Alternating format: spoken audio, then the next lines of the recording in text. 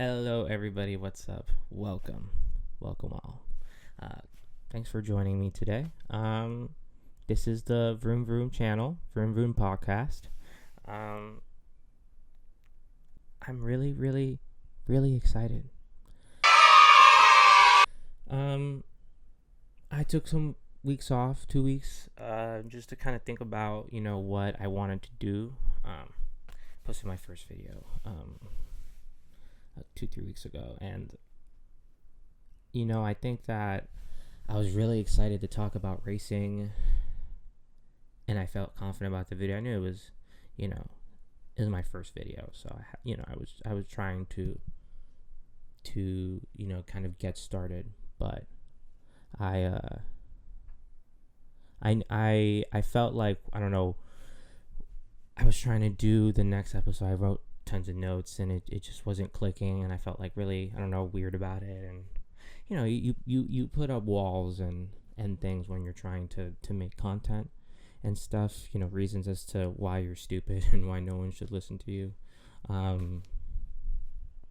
But I think that I took some time and I've kind of collected my thoughts from the last 3 weeks of racing. I'm going to kind of talk about that right now as kind of like the first official video podcast, audio podcast. There's this, for those of y'all watching me, looking at me right now through video on YouTube.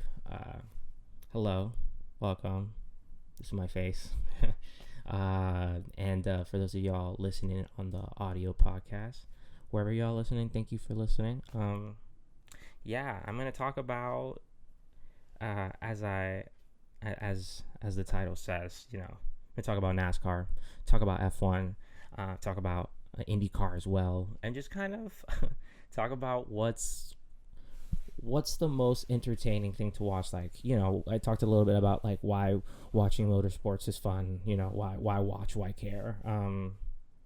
And now, like, okay, we have a couple leagues that, people, because of Monaco, because of Indy this year, people starting to hear about it. And the F1 movie, people are starting to pay attention to like racing and stuff a little more, open to it. So it's kind of exciting as also a new fan to kind of jump into that. I got into racing this year for the first time at the beginning of this year, and I'm just looking for like a community of people to kind of talk about racing and share my thoughts, my love for it, and hopefully be able to continue to learn more in this process and have fun and interact with everybody, with y'all. So yeah, let's get right into it. Is NASCAR more fun to watch than F1? Let's see. Starting with kind of F1 and IndyCar, I'm going to talk about both the Monaco GP and the Indy 500. Just kind of wrapping up those races. I think those races were like 3 weeks ago or something like that. It's I have some notes here on my computer, so you can see, if y'all can see. And I'm just gonna kind of go through some thoughts and things like that. It's a boring race for us to watch, was kind of the general consensus of everyone online and people in general, and of the podcasters that I listen to and things like that. And I heard it was also an annoying race for the drivers. That two-stop strategy didn't really work like the FIA wanted it to. So what's the point? I mean, obviously the point is the money, is the cultural significance of it. It's a legacy race. It's been in there forever, and all the greats have ridden there, and it's like a stamp of your talent, of your incredibleness if you can win at Monaco. So if that's the case, if we're keeping it just for the culture of it, is that enough? Kind of.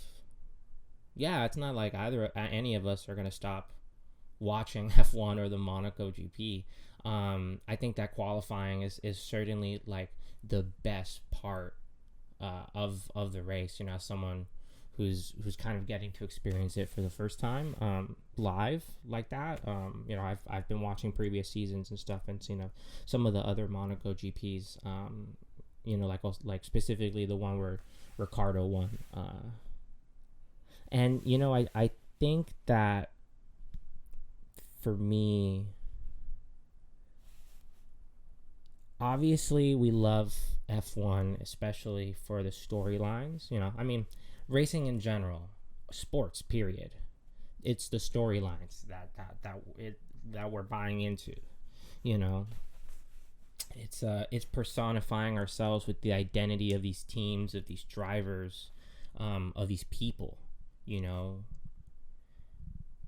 And I think that if we're going to have this cultural race as a part of our, continual tread through the F1 seasons, right? I think it's important that the FIA doesn't just like say, all right, well, the drivers, I don't care about them. We're gonna do whatever makes the most money. Obviously what's going to, I think, in the end, make the most money is having the most fun race. And I think at the end of the day, the FIA do believe that.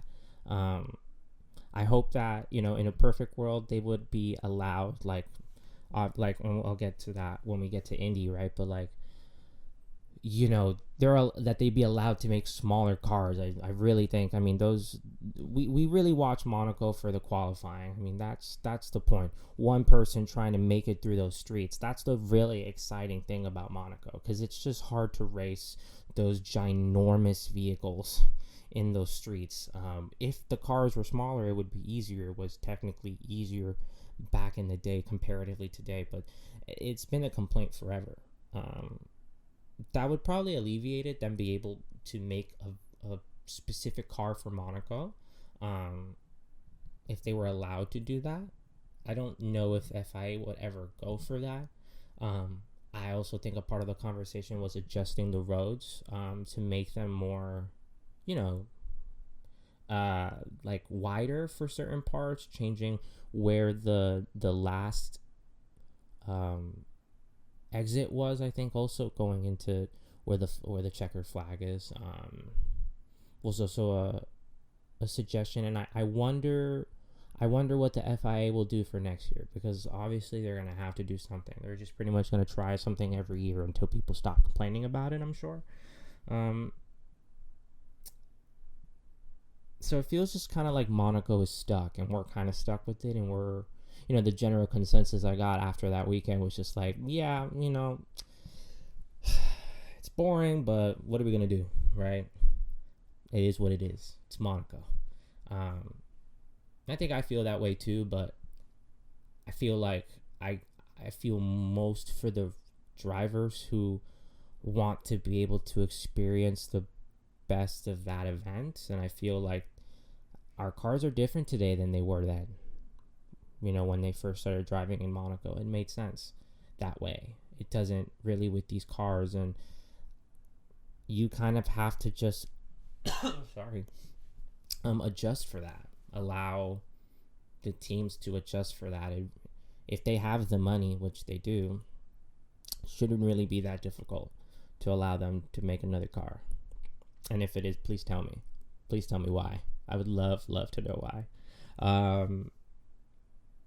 I kind of just pointing out a little bit about how that race went. Charles was the favorite going into the weekend, but Lando puts it on pole. My boy Lando, he puts it on pole. He wins the race, even with Max waiting for the last possible moment to pit, which, on Red Bull's count was a ball sack move to do.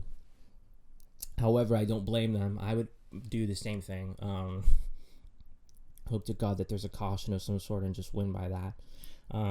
But no, I think that was, the most exciting part of that race was just seeing when is Max at some point has to pit. Oh, look, Lando puts down a record-breaking, you know, lap at Monaco for his last lap. He just pulls out all the stops and shows his brilliance, right? And he wins, and he has something that he can hold on to forever. And I guess, like, you know, I just talked about it a little bit. I had here, like, what should be the priority here? You know, entertainment, raceability, cultural value. I don't know. I obviously a mix of all three. What's the balance? You know, I wish I was the smart dude who could make the decisions. However, I do think, again, just let it make smaller cars, bro. Just please make smaller cars. On to the next. Indy 500, same day. Crazy. We had Monaco at where I am at 9. And then we had the Indy 500. I think it was at like 12:30 or something like that. And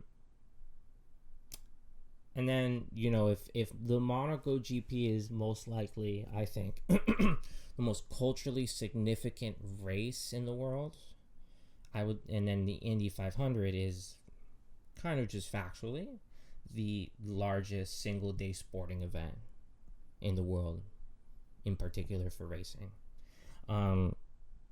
These aren't hard numbers, but like the Indy 500, 24-hour Le Mans, Monaco GP, Indy 500 sees between 300, 400,000 people. I mean, I think they seat 350,000 people in that venue in a day. Le Mans sees a little over 300,000 over the weekend.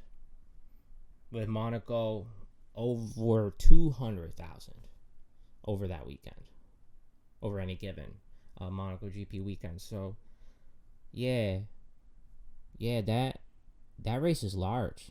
I don't know if any of y'all saw that the stream or the recording of it post, but there was a lot of people there, guys. This is a lot of people, and that place is ginormous. It was an incredibly exciting race. I know that, you know, drivers had issues. They didn't. Not all of them. I mean, obviously, not all of them. I, as you all may as well, I listen to lots of racing podcasts, and in particular the ones that are done by racers and IndyCar drivers. There's a couple of them that do podcasts off track with Hinch and Rossi, and Speed Street with Connor Daly. And, you know, I heard them talk about the Indy 500, and I love both of their podcasts. Love their podcasts. You know, and I think both of them talked a little bit about some frustrations with the race, racing it fair. Obviously, fair enough. Nothing is perfect. However, it was, for me as an audience member, as someone also as their first Indy 500 that they're watching, and as a new racing fan, I mean, I loved every second of it. I watched it at work. I watched it on my phone at work, as literally every moment that I could. I made a free trial to Fubo. Fubo, so I can watch this race, bro, because I really wanted to say, I wanted to know what it was about, and you know, it delivered. You know, I know that Monaco is really significant to the people, and I don't know if it's just like, I guess I was gonna say maybe it's just how Europeans are, but we're gonna get to IndyCar now and talk about Indy, and tons of Europeans in there, they were not chill about how important this race is. It was incredible to see how emotional these drivers were to just stand there. Yeah, it was incredible to see what it meant for these drivers. You could feel through the screen the intensity, the importance. Palou won his first oval and his first 500. Alex Palou, he's a Spanish driver, has been dominating this season. Had won I think at that point 4 out of those 5 races up in that season he's just been dominating. Only lost 1 race at that time, and I mean it is an incredible test of endurance. If you can, I would, if you have the time, I would watch, if you haven't, the Indy 500 on YouTube of this year. You can see that this is an incredibly difficult race to be a part of, for anybody. And I certainly think it would give all those F1 drivers a run for their money, not just riding in an oval, which is a whole different kind of racing technique, than obviously riding on those courses. But yeah, it was incredible to watch them all take this hurdle. And Marcus Ericsson, who was a previous F1 driver for Sauber, he was on Drive to Survive as well. He has won the Indy 500 before, and this time came out in front of Alex Palou in the pits, in front of everyone, and almost won the race. But then Palou, got him with 14 laps left, and it was just an incredible thing to witness. That, and post the win, I mean, the video of just watching Alex Palou run to his team from his car, and just how excited he is, and to see Marcus Ericsson get out of his car and just not immediately start bawling, but just go over to his who I'm assuming is his wife, and his mother, and his family, and just be like, I'm sorry, and then start crying. I mean, like, I'm sure, because there's no other good part of racing other than winning, right? Obviously for them, that's the point with getting first place. Second is first loser. To see the devastation to get so close again. Yeah, man, the intensity of the storylines there are incredible. And Joseph Newgarden, who is a kind of a powerful pariah, a part of like IndyCar. He's kind of like Homelander, except not evil. Because he's genuinely an incredible driver. He's phenomenal. I mean, he started, I think, 32nd in the Indy 500 and got up to 7th place before having technical failures. You can say whatever you want about Joseph and Penske and a lot of the obvious political crap and things going on with that team. He has the skill in that car, because it doesn't matter what car you have. You do that with skill, going up that many places, unless they put a literal rocket in his car, which I wouldn't put it past them. I really wouldn't. But yeah, Joseph is incredible. And then there were a bunch of penalties put on Marcus Ericsson, and the pole sitter for Indy 500, who was a rookie, Robert Schwartzman, who also is a European driver, or has raced in European leagues, with Primo, who's a new team to America, is a very prestigious team in Europe. They got a bunch of penalties too, and so their drivers just got knocked in the standings. So yeah, it was a really interesting race, and I think if I'm looking at both of these series, right? If I'm looking at F1 and I'm looking at IndyCar, there are obvious parallels between both, right? Like, just like Formula One, IndyCar, these are formula cars. They're cars that are all kind of designed the same, and they have to look fairly the same, and you get to kind of change parts of it, right? There's a formula to building this car that everyone has to follow, and there are rules.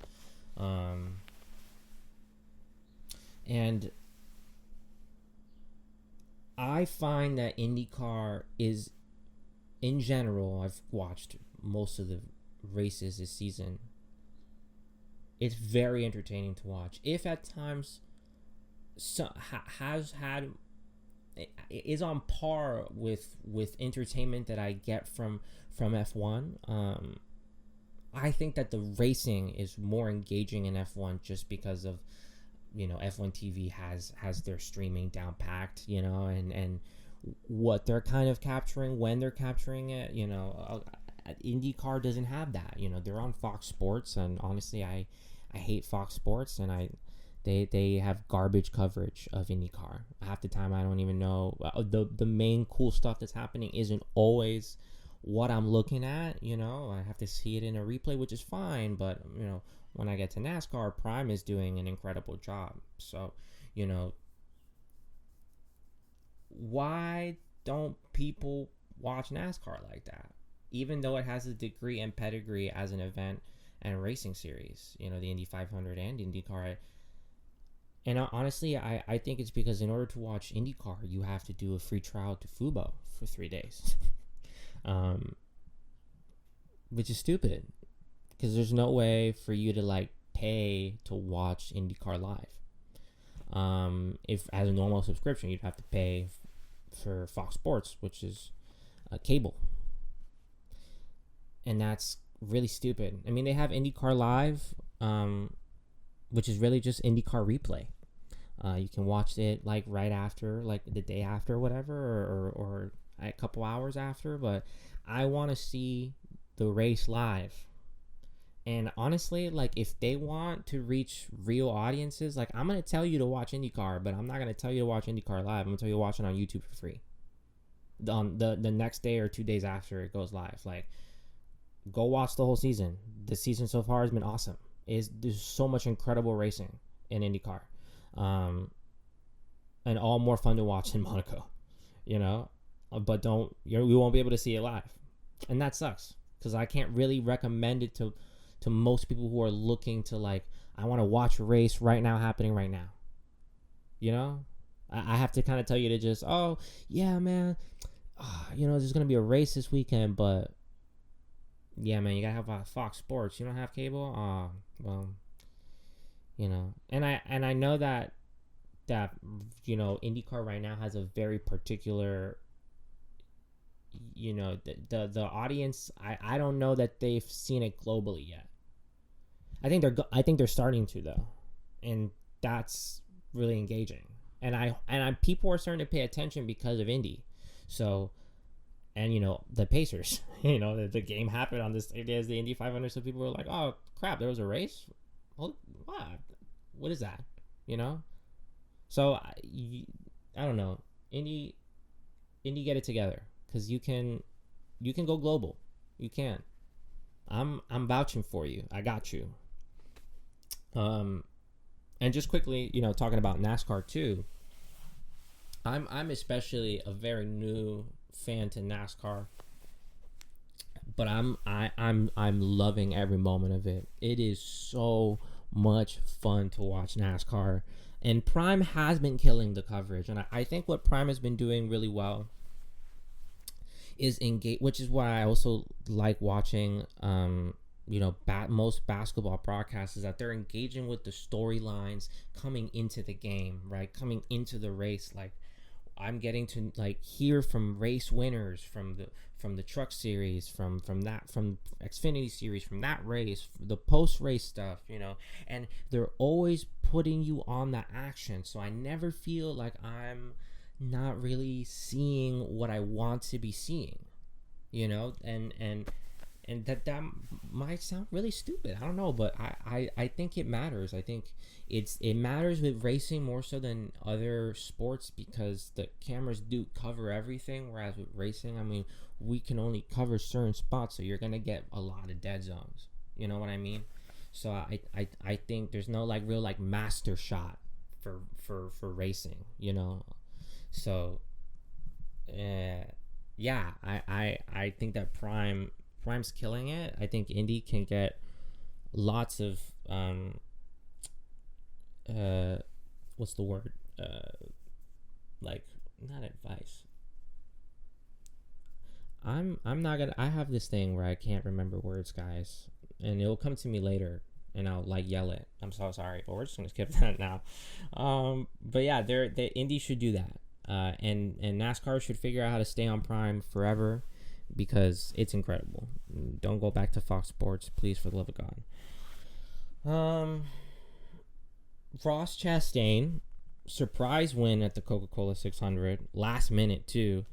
And he fully well deserved it. Raced incredibly to, I think he was literally last place. He pulled a Joseph Newgarden and he won. Ross Chastain is built different, by the way. That man is built different. The watermelon man, built different. You don't know what that is, any of that is? Google that. Google Ross Chastain, watermelon man. It'll explain everything. Ricky Stenhouse Jr., Carson Hocevar's battle backdropping Blaney's win at Nashville. Ricky Stenhouse Jr., Carson Hocevar, like, Carson didn't give Ricky the space and kind of went into him, slammed Ricky into the wall. Ricky wasn't really happy about it, and Carson was like, well, I'm sorry, but I was racing. And TBH, like, yeah, bro, he was racing. And Carson smoked you. I'm really sorry, but like, this is NASCAR, brother. This is not, this isn't nice driving. I don't know. It was a ball sack move to do for sure on Carson, but I don't know if I'm in that car. I don't know if I would have made a different decision. You know what I mean? So power to him. And I also just love chaos. And also love that win for Blaney. And then Denny's Stone Cold win at Michigan. Denny Hamlin, I beat your favorite driver. Damn. Stone Cold Steve Austin. I also listen to his podcast, and I love his podcast. I love him as a driver too. He's honestly one of my favorites, and I am pulling for him to have his first win, his first championship. Yeah, and so that's just kind of recapping the last couple races. There was, I forgot to say the race. I'm so sorry, but it was NASCAR. For the Coca-Cola 600. Then we had the Nashville race, and then we just had the Michigan race to see this last weekend. And yeah, man, NASCAR is so cool. And I feel like most people, and this is what I've heard too, pretty much most of my life before I got into racing, it was like, NASCAR, they just drive left. Like, who wants to watch that? And I do, because they're not just turning left. They're doing other things. They're braking, they're pushing on the throttle, they're bumping and grinding on each other, and they're pushing each other and shoving, and it's I find that I'm when I'm watching an F1 race, I'm locked in on the intensity. I'm locked in on how these drivers, they're fighting the fastest cars in the world. These are monster tank machines. Man versus machine versus man with machine. I don't know. I akin it to, like, chariot racing, but like they're demigods. You know what I mean? And they're fighting like this is like, Percy Jackson type stuff, and they're fighting for their house, and they're represented by a god, and they have these powers, and they're taking on these ginormous machines and taking on each other Pacific Rim style. Like that's what F1 is like to me. So watching how fast they're going, those incredible overtakes, the precision that they have, that I feel like European driving is more kind of focused on, right? And I feel like American driving is more about that brashness, that pushing, that shove, because IndyCar is precise too, just like any formula driving really is. But like, and not to say that NASCAR doesn't need the precision. There's tons of precision in oval you need, but the nature of, I feel, just America in general is, get out of my way,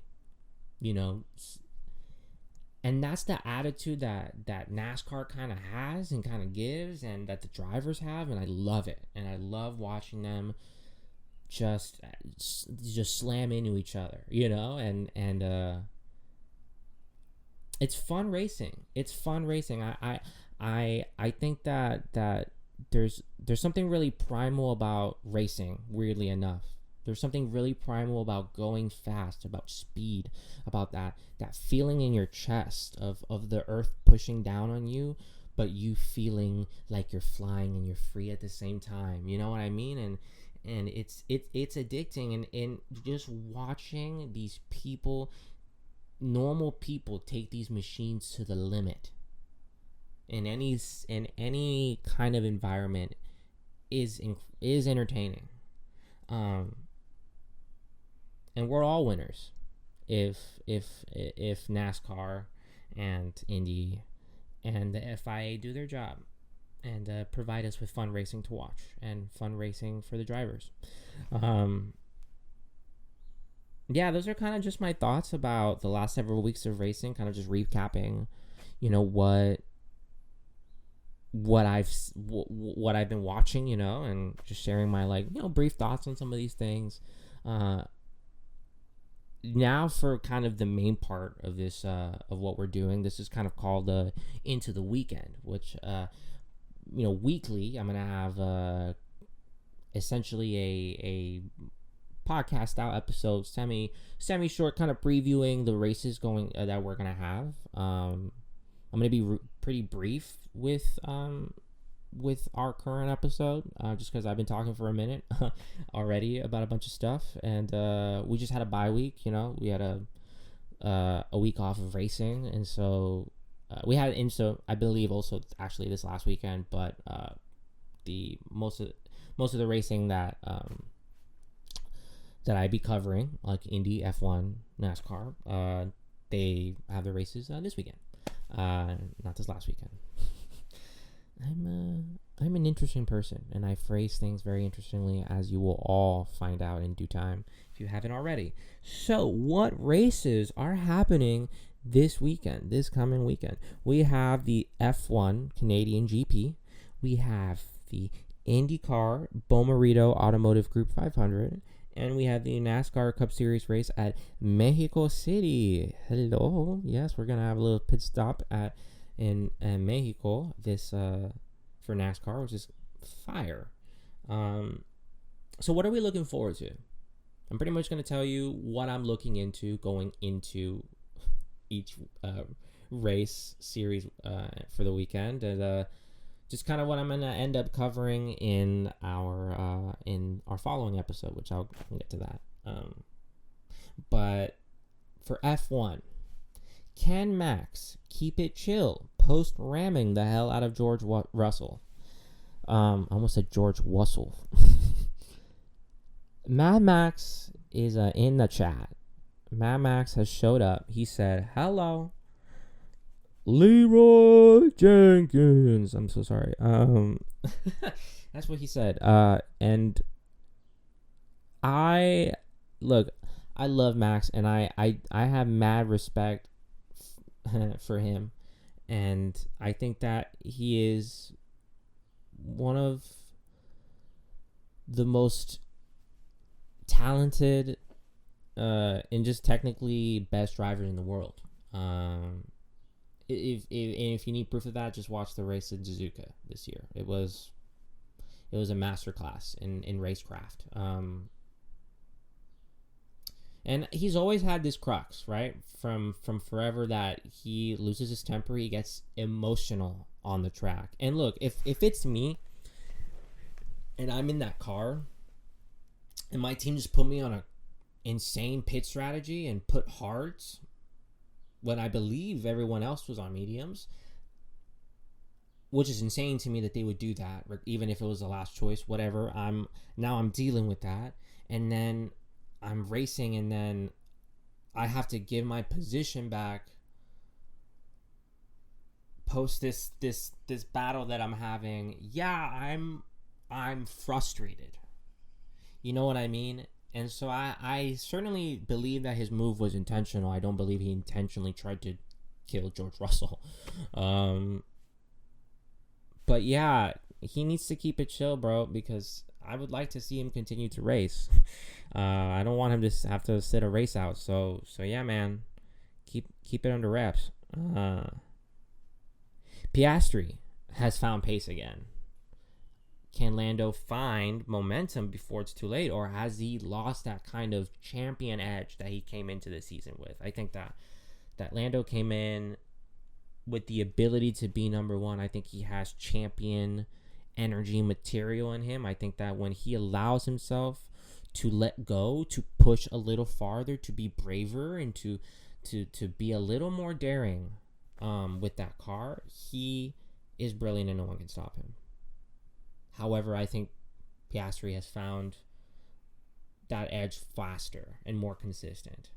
He's not scared to push the car to the edge and hit the wall slightly. He'll do it if it means he'll win the race. He'll push the throttle and hit the brake a little later. And Lando needs that. If he doesn't get it within the next couple of races, I think it's over for him this year. And it'll just most likely be an Oscar win. And will Lance Stroll drive? If not, who will?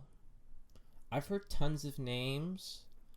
Valtteri Bottas is the most interesting one to me. I would like to see him race. I miss him. Yeah, that Aston Martin team, man. Yikes.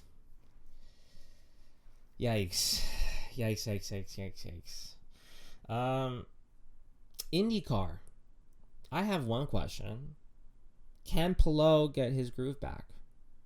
Or post a Kirkwood Detroit win, will the crack allow others to break through?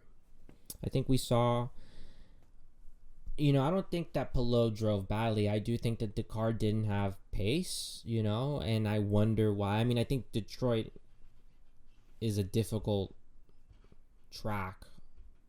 Very incredibly difficult track.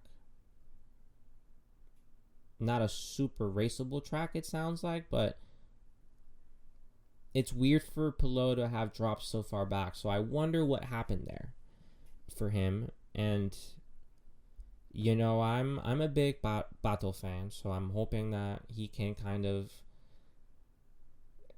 find some success, maybe get a win this season. Christian Lundgaard's performing incredibly well. I'm always pulling for Connor Daly and Alex Rossi. I want them to do really, really well. Always, because again, I love their podcasts. And I'm just really interested to continue. Oh, and Kirkwood. I mean, Kirkwood is been doing really well, and he's a really fun driver to watch. He's one of those drivers I could see in F1 at some point, just because of he's he has, I think, that precision, that's and that edge to be able to push the car that I think you need for something like F1. But what do I know? I can't drive a race car yet. That will change. And going into NASCAR, Mexico City, bro. Look, all I'm gonna say, my boy Daniel Suarez, bro. I'm pulling for you, bro. Please, Mr. 99. I'm not saying you gotta win the race, but you gotta finish it, or you gotta play somewhere, please, man. You are the only Latino brother. Por favor, amigo, amiguito, por favor, ayúdanos. Favor. So sorry. I had to relate to my boy Daniel Suarez and to my Latinos out there. Yeah, please. I'm obviously looking forward to watching him race at his home race. I'm looking forward to just seeing a race in Mexico in general. I think that's super fun. And of the last six places for the playoffs, and those just below the cut, could any of them find a way to claw their way back? Who's at risk? We have Bubba Wallace at 10. 10th place. It's not. I don't think that's he's necessarily in danger yet, but it could go somewhere like that. Following that to 16th, we got Chase Briscoe, Chris Buescher, Alex Bowman, Ryan Preece, Kyle Busch, and Austin Cindric at 16th. And Alex Bowman has he DNF'd just in Michigan, and he's at, I believe, 3 DNFs this season. He's had a hard time. So he needs to find some sort of success this season, or success right now, in order to kind of secure a better spot. Bubba has to perform. Chase has to perform well enough to just kind of continue keeping their place. Carson Hocevar, interestingly enough, is 18, and I believe he also finished in the top 5, top 2. Did he? I believe maybe in Michigan. So I'm wondering, can he kind of pull it together to be able to come up from 18th and actually make the cut for the playoffs? That would be really sick to see. I think he can do it. That's what I'm really excited for going into this weekend. So we're going to have our Into the Weekend, episode that we just had. I'm normally going to try to upload this, right before we go into our any given weekend on a Thursday or a Friday. Sometimes I might post it on a Saturday if I've, looking to watch a specific qualifying. But for the most part, always going to upload right before a race, letting y'all know what I'm looking forward to. And then I'll have a video going out right after the race, most likely usually a Monday or a Tuesday. And I'm going to talk about all the things that happened, what I thought, kind of recap it, and see how I can kind of work it into some sort of discussion, right? Some sort of overarching topic that we can kind of unpack about the weekend, about these series, about my thoughts on them. And yeah, I'm kind of building this as I go. I've never done this content creation thing, obviously. And I'm having fun with it, and I'm enjoying sharing my thoughts, and I love racing. It has become a safe place for me. It's become something that's given me, I don't know, I the last year has been really hard, personally. And I've been wanting something to hold on to. And racing has weirdly given me something to make me believe in myself. And I don't know how I can make that make sense yet. And I'll get back to y'all on that. But I feel seen watching racing. And I want to share that feeling, and I want to find others to share in that feeling with. And that's what's really exciting about being able to make content, I think. So hopefully y'all enjoy this little time with me. I really enjoyed getting to talk about this stuff. Love y'all. Have a great weekend. Enjoy the races. You can watch F1 on F1 TV. I believe also on ESPN Plus. Don't quote me on that. You can watch IndyCar on YouTube right after the races. They pretty much post it the next day. So watch it on Monday, and then listen to my podcast to talk about it. And then we will also be able to watch NASCAR on Prime in Mexico City. So definitely watch that. I'm going to be watching that on Sunday as well. All right, guys. Have a good weekend, y'all. See you next time.